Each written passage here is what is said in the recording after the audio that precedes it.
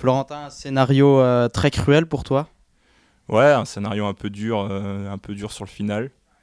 C'est comme ça, je vais me faire prendre à 50 mètres, bon, c'est la vie. Est-ce que tu peux nous raconter justement ce final et comment tu l'as vécu? Ouais, bah en fait, j'avais des bonnes jambes. J'ai vite senti, au début j'avais un peu de mal, et puis après ça allait, la pluie est partie, je me suis réchauffé, tout ça. Et donc je savais que sur le circuit final ça allait être usant et que les équipes de sprinteurs vont avoir du mal à revenir dessus. Donc l'échappée est sortie, je n'ai pas pu prendre le wagon là, je suis parti après en compte derrière. Et dès que j'ai vu que je revenais bien sur l'échappée, je me suis dit que ouais, je pouvais peut-être faire quelque chose parce que j'avais de bonnes jambes. Et j'ai poursuivi l'effort et malheureusement il a manqué peu quoi. Il a manqué 50 mètres. Et du coup, dans les derniers mètres, est-ce que tu peux nous raconter un petit peu ce qui t'est passé par la tête finalement au moment où tu vois que ça va pas le faire? Bah j'étais la déception, frustré quoi.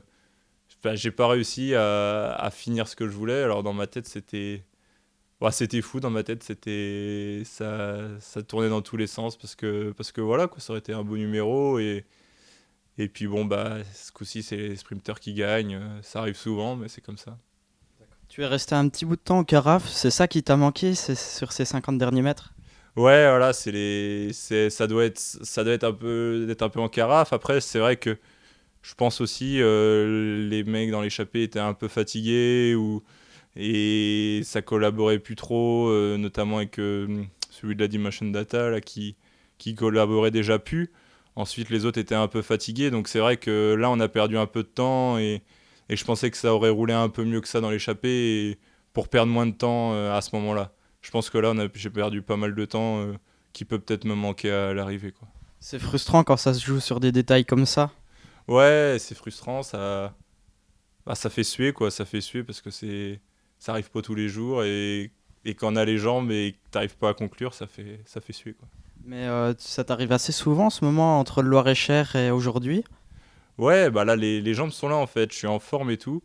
Et bon, bah là, il a manqué, je sais pas, de chance. Il a manqué 50 mètres, il a manqué plein de trucs, hein. On va pas refaire le film 36 000 fois. Au Loir-et-Cher, j'étais un petit peu plus juste sur la fin, mais c'est pareil, il m'a manqué peu. Il me manquait 100 mètres, là. 100 mètres, il me manquait au Loir-et-Cher. Donc voilà, la forme est là, mais ça conclut pas, donc c'est frustrant. Revanchard, alors pour les prochaines étapes, tu penses que tu peux remettre ça?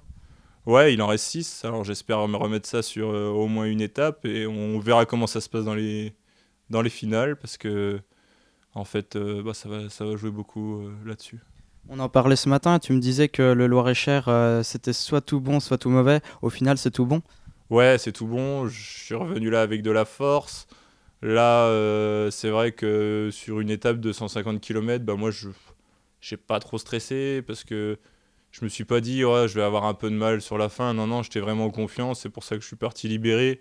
J'ai même avec la pluie et tout, on sait qu'on boit moins et tout, ça m'a même pas gêné. Enfin, j'étais beaucoup plus serein en fait et la distance m'a vraiment pas fait peur alors que peut-être que sans le Tour du Loir-et-Cher ça aurait pu être l'inverse, j'aurais pu me dire bon attends il faut que je sois bien quand même sur le final et tout et là je me suis pas posé de questions là-dessus quoi.